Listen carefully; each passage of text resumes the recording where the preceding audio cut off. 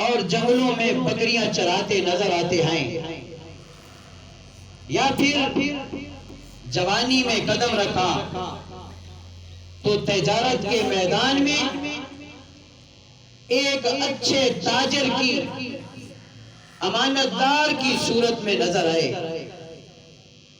میرے پیغمبر کا بچپن بھی اعلیٰ، جوانی بھی اعلیٰ، کردار بھی اعلیٰ، حسن بھی اعلیٰ، جوان بھی اعلیٰ، جوانی بھی اعلیٰ، اعمال بھی اعلیٰ، نبوت ملنے سے پہلے سیرت بھی اعلیٰ، شخصیت بھی اعلیٰ، آپ کو لوگ صادق بھی کہتے ہیں، امین بھی کہتے ہیں۔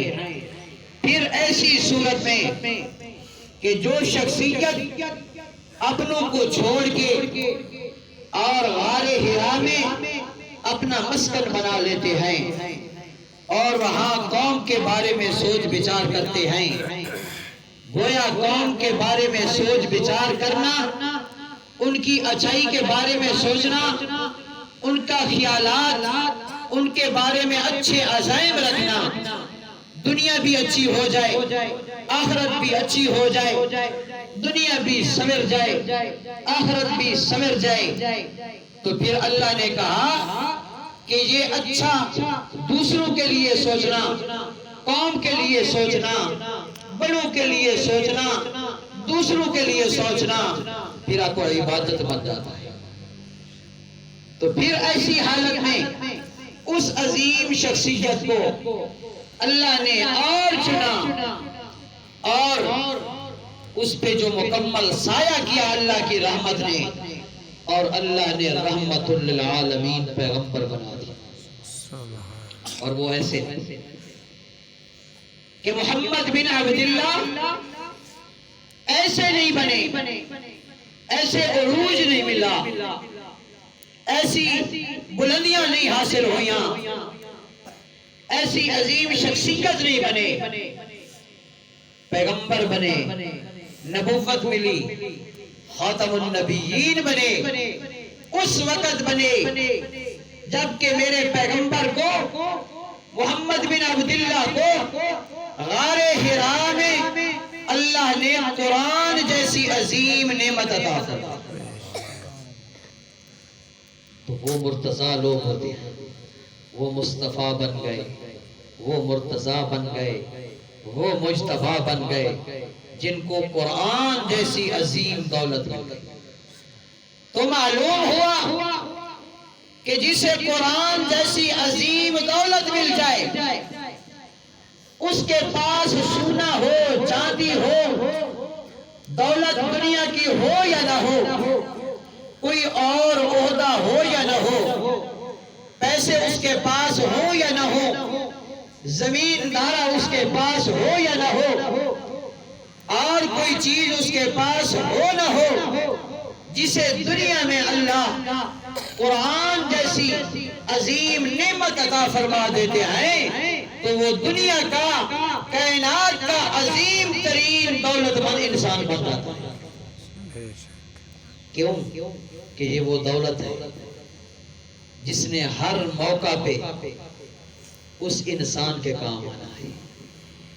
پیسہ دنیا میں کام آتا ہے، مرض میں کام آتا ہے، خوشیوں میں کام آتا ہے، لیکن یاد رکھو جب انسان دنیا کا پیریڈ گزار کے چلا جاتا ہے، دنیا یہی رہ جاتی ہے، دولت یہی رہ جاتی ہے، کوٹھیاں یہی رہ جاتی ہیں، محل ماریاں یہی رہ جاتی ہیں، گاڑیاں اور جتنے بھی اس کے ساتھ سواریاں ہوں، منسلک ہوں، وہ سب چیزیں یہی رہ جاتی ہیں، حتیٰ کہ اس انسان کی پیاری بیوی بھی یہی رہ جاتی ہے، اولاد بھی یہی رہ جاتی ہے، اور جب وہ اکیلا اس سفر پہ روانہ ہوتا ہے تو اگر اس کے ساتھ اگر کوئی چیز زاد راہ بنتی ہے، سفر خرچہ بنتی ہے، تو وہ اللہ کا قرآن ہے، اور وہ نیک اعمال ہیں، اور وہ خوبصورت عقیدہ ہے جس کا سبق اور درس قرآن میں ہے، وہ اعمال ہیں، وہ عقائد و نظریات ہیں. تو اتنا تو دولت مند بن گیا نا کہ یہ وہ حسین دولت ہے کہ جنہیں قرآن مل گیا، قرآن کا عقیدہ مل گیا، قرآن کا نظریہ مل گیا، قرآن کے افکار مل گئے، قرآن کے گفتار مل گئے، قرآن کا بیان مل گیا، قرآن کی تبلیغ مل گئی، قرآن کی ذمہ داری مل گئی، قرآن کی دعوت مل گئی. تو یہ اتنا دولت مند ہو گیا کہ اگر قبر ہے تو قرآن ساتھ ہے، اگر محشر ہے تو قرآن ساتھ ہے. جس حصے میں بھی ہے دنیا میں بھی اسے قرآن نے اونچا بنا دیا، اور انشاءاللہ آخرت میں بھی اسے اللہ، اور اس قرآن کی وجہ سے اللہ اسے اور مزید بلندی عطا فرمائے. اس طرح میں پہلے ذکر کیا کہ یہ محمد ریحان تھا، لیکن آج اللہ کے فضل و کرم سے قرآن جیسی دولت ملی تو یہ حافظ محمد ریحان بن گیا. اور انشاءاللہ جب یہ تجوید پڑھے گا، مجود قاری بنے گا، تو پھر اسے اور لقب مل گیا، قاری حافظ محمد ریحان بن جائے گا. پھر جب یہ ایک کورس پڑھے گا اور قرآن مجید کو سمجھنے کے لیے یہ کتابیں پڑھے گا، اس شعبے میں جائے گا، اور جب اس سے وہ فراغت حاصل کرے گا تو پھر یہ حضرت مولانا قاری حافظ محمد ریحان. تو یہ تو دنیا میں ہیں کہ اسے اللہ تعالیٰ نے یہ صفات عطا فرما دی. صرف قرآن پاک آ جانے کی وجہ سے حافظ بن گیا، قاری بن گیا، عالم بن گیا.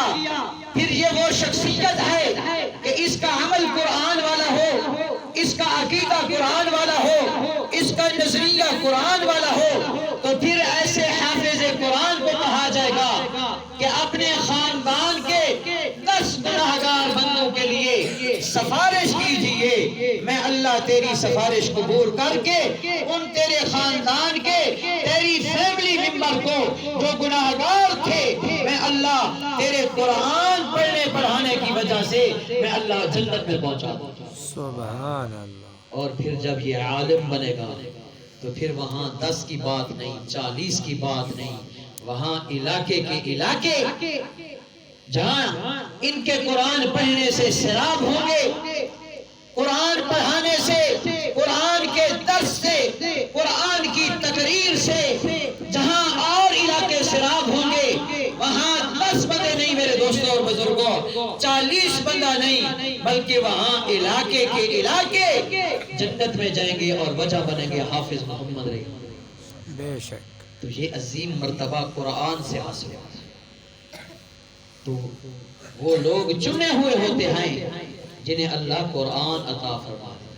تو پھر میری دعا ہے کہ آج ہمارے اس عظیم بچے نے قرآن حفظ کیا ہے، مکمل کیا ہے اور قرآن کا حافظ بن گیا ہے. انشاءاللہ یہ قرآن کا قاری بھی بنے گا اور انشاءاللہ ایک قرآن کا عالم بھی بنے گا.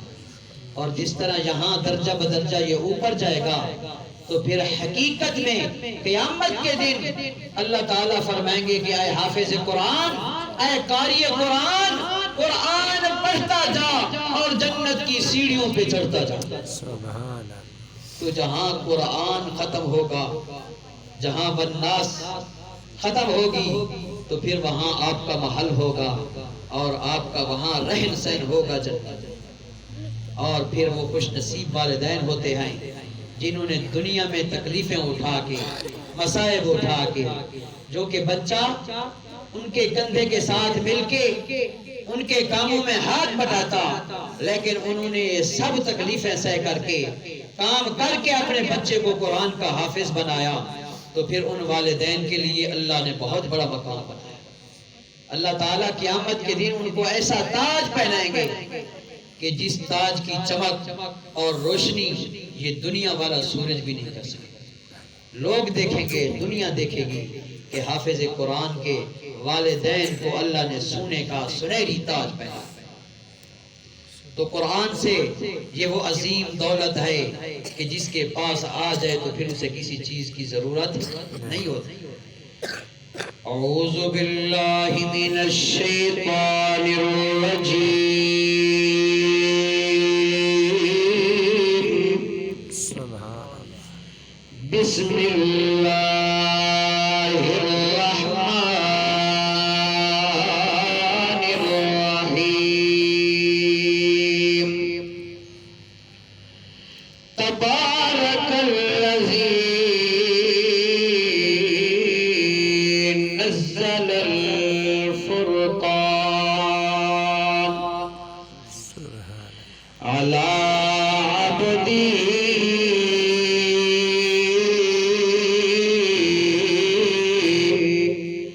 لیکون للعالمین نذیرا. بابرکت باکمال برکت دینے والی وہ ذات پاک ہے جس نے قرآن پاک کو فرقان بنا کے اتارا ہے، نازل کیا ہے. میرے دوستو بزرگوں، جس طرح میں کہہ رہا ہوں، قرآن کے لیے اللہ بندوں کو چنتے ہیں، انتخاب فرماتے ہیں. ہر کسی کے بس کی بات نہیں کہ قرآن مل جائے، یہ اللہ کا انتخاب ہے. آدم علیہ السلام ہے، نوح علیہ السلام ہے، ادریس علیہ السلام ہے، شیس علیہ السلام ہے، ابراہیم علیہ السلام ہے، موسیٰ علیہ السلام ہے، اسماعیل علیہ السلام ہے، عیسیٰ علیہ السلام ہے. انبیاء علیہ السلام آتے گئے لیکن ان کو قرآن نہیں ملا. اللہ نے لوح محفوظ میں اس خزانے کو محفوظ رکھا، ان کو نہیں ملا قرآن. عظمتیں ملتی گئیں، وقار ملتا گیا، رفتیں بلند ہوتی گئیں، لیکن جن کے حصے میں قرآن آیا وہ حبیب اللہ بن گیا، محمد رسول اللہ بن گیا. آمنہ کا لال عبداللہ دا چند یتیم، محمد رسول اللہ صلی اللہ علیہ وسلم. وہ عظیم شخصیتیں جن کے دل کو میرے اللہ تبارک و تعالی نے قرآن پاک کے لیے چن لیا. وہ تختیاں بھی بڑی پاک ہیں جنہیں لوح محفوظ کہا جاتا ہے، جن پہ قرآن لکھا گیا. وہ تختیاں بھی بڑی شان والیاں، بڑی عظمت والیاں. وہ قلم بھی گواہ ہے، وہ بھی شان والے. وہ کاتب اور منشی بھی گواہ ہیں، وہ بھی شان والے ہیں، عظمت والے ہیں، مقام والے ہیں، جنہوں نے قرآن کو ان عظیم کلموں سے لکھا. وہ کلمیں بھی عظیم بن گئی، وہ کاتب بھی عظیم بن گئے، وہ منشی بھی عظیم بن گئے، وہ دل بھی عظیم بن گیا. میرا دوست بزرگا، جس دل پہ اللہ نے قرآن کو نازل فرمایا، یہ ایسی بات نہیں، اپنی گھڑی میں بات اللہ نے فرمایا. نون والقلم وما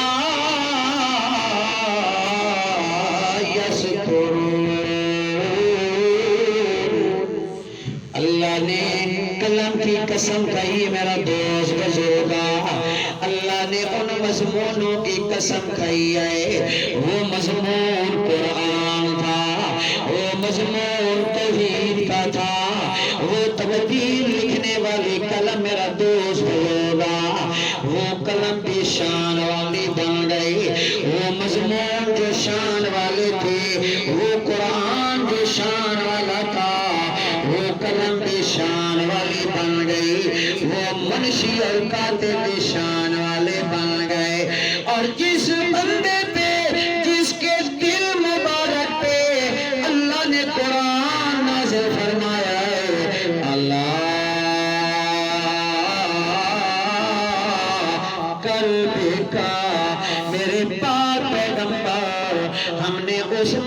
محفوظ کتاب کو، شان والی کتاب کو تمہارے دل مبارک پہ نازل کیا۔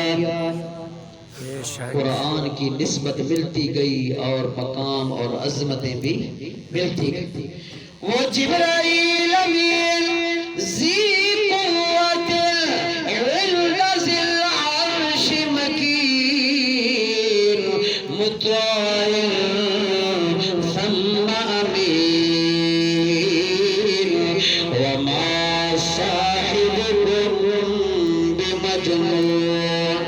اللہ نے فرمائے قرآن لے آنے والا فرشتہ باقی فرشتوں سے ممتاز بن گیا، شان والا بن گیا، اعلیٰ مقام والا بن گیا، اور جس کے دل مبارک پہ قرآن نازل ہوا وہ بھی سارے نبیوں کا سردار بن گیا۔ سبحان اللہ اور جس امت کو قرآن ملا وہ بھی خیر امت بن گئی، وہ امت بھی شان والی بن گئی۔ ہاں جس مہینے کو قرآن ملا وہ مہینہ بھی رمضان بن گیا، جس رات کو قرآن ملا وہ رات بھی لیلۃ القدر والی رات بن گئی۔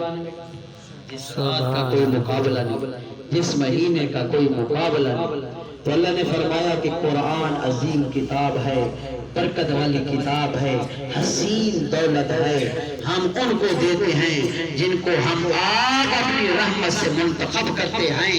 میں اللہ جس کو چاہتا ہوں اور میں اللہ اور میری رحمت جس کو چاہتی ہے کہ میں اس کے ساتھ بھلائی کروں، میں اللہ اس کو قرآن کا تفقہ عطا کرتا ہوں، دین کی سمجھ عطا کرتا ہوں، سنت اور شریعت کی سمجھ عطا کرتا ہوں۔ تو یہ بڑے خوش نصیب لوگ ہوتے ہیں جن کو قرآن ملتا ہے۔